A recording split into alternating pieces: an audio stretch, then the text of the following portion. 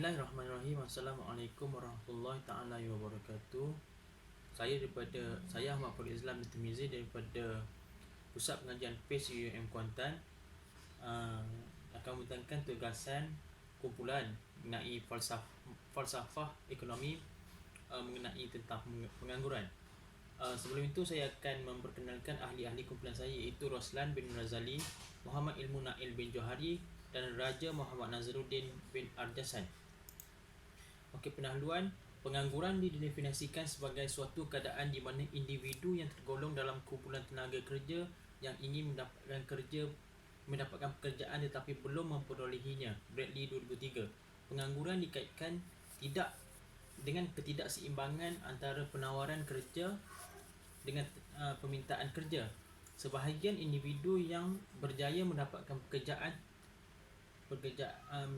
tergolong dengan kumpulan individu yang bekerja, iaitu employed, manakala selebihnya digolongkan sebagai penganggur, unemployed. Bagi individu yang tidak berjaya mendapatkan pekerjaan, isu utama dalam pembangunan ekonomi sebuah negara ialah guna tenaga dan kadar pengangguran di sebuah negara. Dikatakan mempunyai pertumbuhan yang mampan jika kadar pengangguran rendah. Sebaliknya, jika kadar pengangguran tinggi bermakna berlaku pembaziran sumber manusia.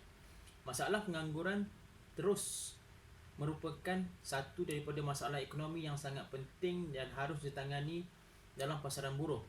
Sebab berlakunya pengangguran adalah dalam pelbagai konteks. Bagi setengah individu, pengangguran hanya berlaku dalam jangka masa yang pendek, yang mana ianya merupakan satu proses semula jadi bagi individu yang bergerak di antara satu pekerjaan ke satu pekerjaan yang lain, atau pergerakan daripada alam persekolahan ke pasaran kerja. Selain itu, pengangguran di negara ini juga banyak disumbangan oleh graduan siswaza. Masalah pengangguran dan kesukaran mendapatkan pekerjaan dalam kalangan siswaza bukan merupakan satu isu yang baru. Pertambahan institusi pengajian tinggi awam dan swasta serta bilangan pekerja yang memasuki pusat pengajian tinggi telah meningkatkan lagi tekanan terhadap persaingan untuk mendapatkan pekerjaan dalam pasaran. Namun demikian, sekiranya peningkatan bilangan graduan tidak disertai dengan peluang pekerjaan yang selaras dengan kelulusan dan bidang pengajian, ianya boleh menimbulkan tanggapan bahawa pendidikan tinggi di sebuah negara itu kurang berjaya dalam menghasilkan tenaga kerja yang sepadan dengan keperluan pasaran. Ini merupakan dilema yang dihadapi oleh kebanyakan negara membangun, termasuk Malaysia, apabila peningkatan dalam bilangan pelajar berpendidikan tinggi tidak dapat memenuhi keperluan pasaran pekerjaan. Umum mengetahui pada penghujung tahun 2019 seluruh dunia telah digemparkan dengan penularan wabak COVID-19, yang mana wabak ini mula dikesan berlaku di Wuhan, China pada 11 Mac 2020. Pertubuhan Kesihatan Sedunia WHO telah mengisytiharkan wabak ini sebagai pandemik setelah ia merebak secara global melibatkan kebanyakan negara di seluruh dunia. Salah satu impak PKP yang dilaksanakan di negara ini adalah dari segi kesan terhadap sektor pekerjaan. Hal ini kerana banyak sektor pekerjaan yang terpaksa ditutup sebagai usaha membantu kerajaan mengekang penularan wabak COVID-19 daripada terus menular dalam masyarakat. Kebanyakan syarikat, operasi perniagaan, organisasi swasta serta kerajaan ditutup serta-merta. Bahkan penutupan perniagaan semasa PKP telah menyebabkan banyak syarikat tidak dapat menampung kos perbelanjaan termasuk gaji pekerja, sehingga menyebabkan syarikat terpaksa membuang pekerja. Faktor-faktor kepada pengangguran. Pengangguran seringkali dikaitkan dengan lebih penawaran buruh, di mana di pasaran itu sendiri. Keadaan ini biasanya dikaitkan juga dengan masalah yang sering melanda kawasan luar bandar ataupun di negara yang mundur, dan kesan daripada aktiviti ekonomi yang tidak berkembang dan seterusnya tidak dapat menyediakan peluang pekerjaan yang mencukupi untuk penduduk masing-masing. Namun begitu, masalah pengangguran juga terjadi apabila di kawasan bandar dan negara-negara membangun. Adalah di negara maju pun berlaku masalah ini terjadi kerana kekosongan pekerjaan itu sendiri yang ada tidak dapat dipenuhi atas sebab-sebab yang tertentu, sama ada ianya berpunca daripada pihak yang menganggur atau daripada pihak majikan itu sendiri. Permintaan dan penawaran graduan. Bilangan penganggur secara mudah adalah perbezaan di mana antara bilangan orang yang mencari pekerjaan dan bilangan pekerjaan yang diwujudkan dalam ekonomi. Dan untuk mengambil mereka bekerja, fenomena pengangguran ini yang berlaku di Malaysia pada masa kini adalah disebabkan oleh berlakunya lebih penawaran graduan berbanding pekerjaan yang sedia ada dengan mereka. Ini disebabkan pengembangan yang ketara dalam penawaran graduan itu sendiri dari institusi pengajian tinggi awam dan swasta sejak pengubalan Akta Pendidikan Tinggi Swasta pada tahun 1996. Dan di antara tahun 2001 hingga 2003, keluaran graduan institusi pengajian tinggi awam dan swasta telah meningkat sebanyak melebihi 60% dalam tempoh 3 tahun. Di samping ekonomi telah bertumbuh secara lebih perlahan sejak tahun 2000 berbanding dekad sebelumnya kerana berlakunya kejutan dan dalam ekonomi makro, pembentukan kerja yang lebih sedikit berbanding unjurang dalam rancangan Malaysia ke-8. Walaupun ekonomi yang sedang pulih semula, kadar pertumbuhan keuntungan dalam negara kasar pada tahun 2004 dan 2005 masih kekal di bawah 7%. Lepas itu proses pencarian kerja bagi graduan yang serta kumpulan yang berpendidikan lain-lain peralihan daripada alam persekolahan ke alam pekerjaan adalah proses yang di mana memakan masa, di mana buruh yang baru masuk yang akan mencari padanan pekerjaan yang sesuai, mereka akan mencari peluang pekerjaan, digunakan sepenuhnya latihan yang mereka telah terima memenuhi aspirasi kerjaya, jangkaan pendapatan mereka, dan beberapa lama dan intensifnya pencarian mereka bergantung banyak faktor seperti kepesatan pertumbuhan ekonomi, di mana peluang pekerjaan adalah yang akan memendekkan masa pencarian. Faktor-faktor lain seperti ketidakkecekapan, perkhidmatan pekerjaan itu sendiri atau kesediaan sokongan pada pendapatan keluarga mungkin akan memanjangkan masa untuk pencarian dan menjadikannya lebih sukar untuk mendapatkan maklumat kerjaan yang lebih relevan. Keutamaan individu dan keluarga juga merupakan penyebab di mana graduan secara sukarela kekal menganggur untuk mencari pekerjaan yang bersesuaian dan mereka sanggup menunggu untuk mendapatkan jawatan yang berstatus tinggi dalam sektor awam.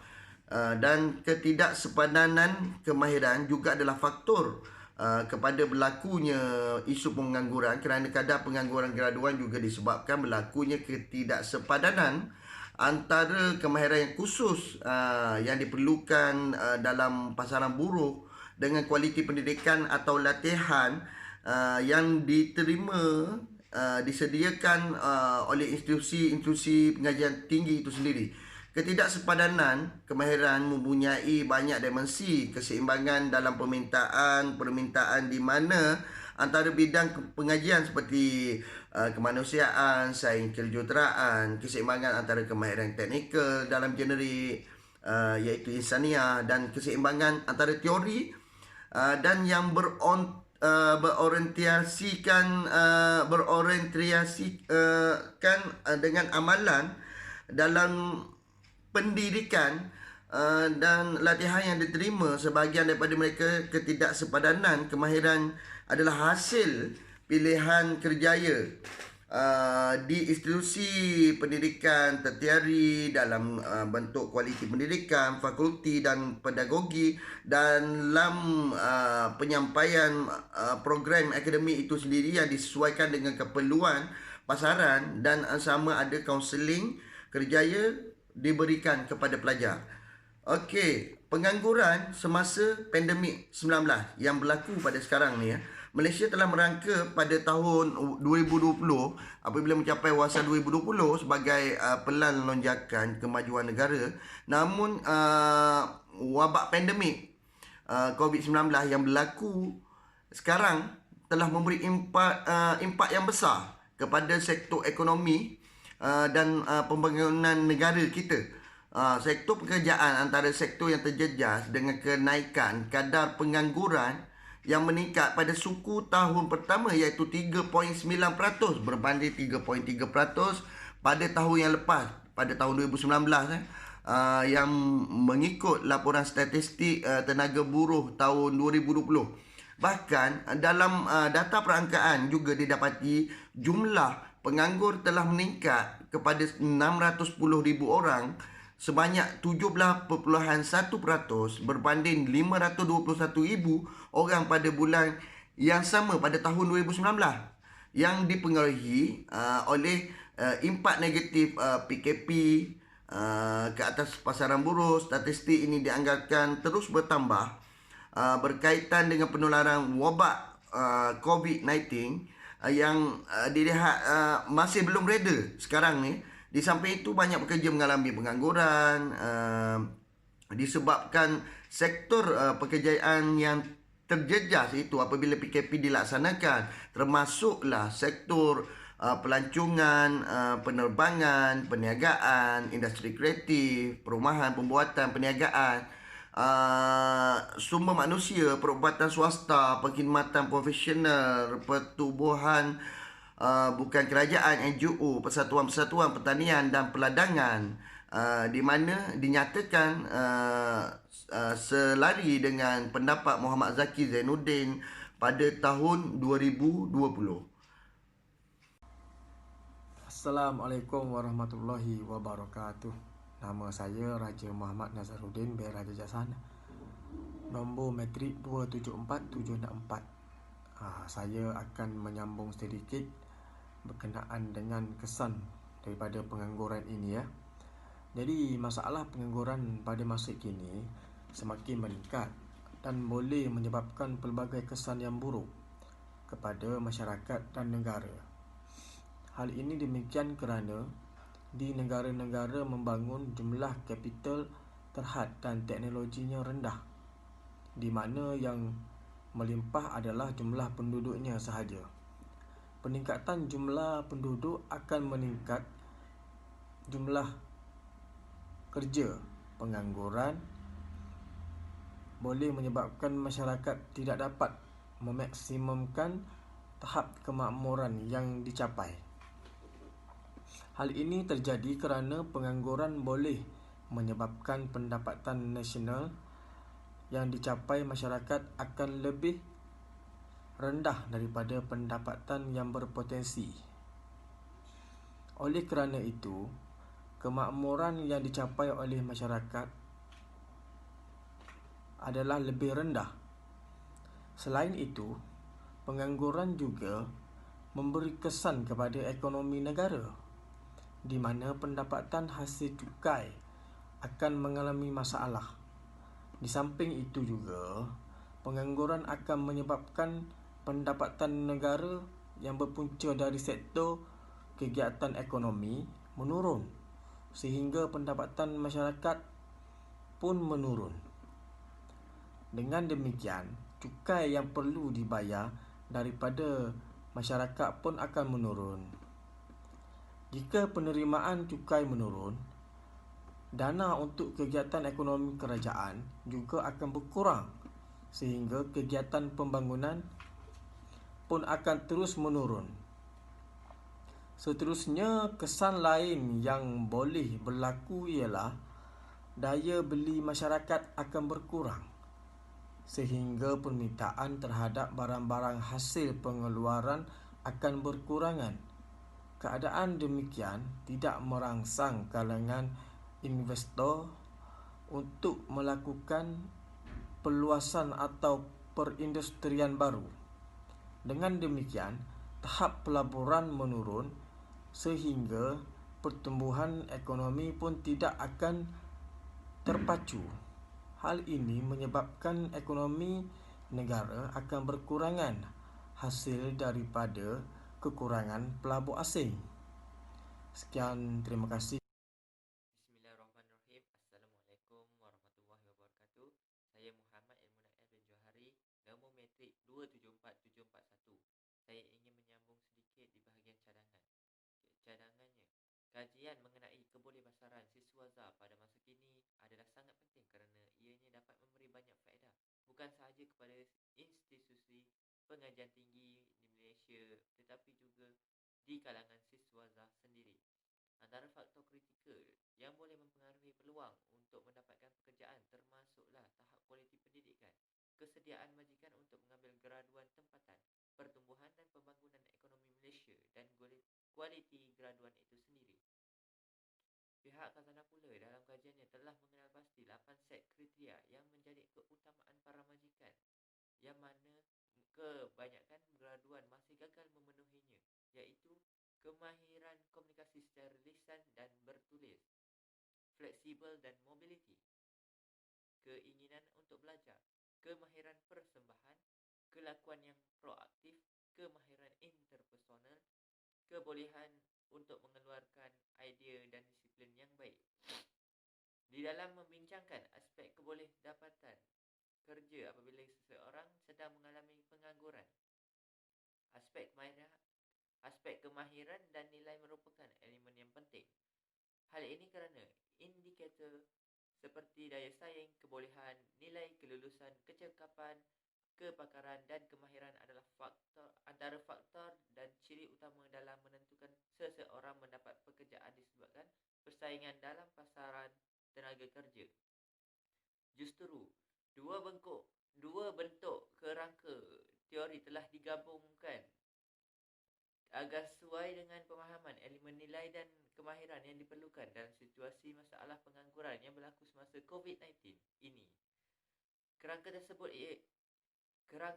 ialah model Suruhanjaya Pencapaian Kemahiran Berkeperluan dan teori jangkaan nilai.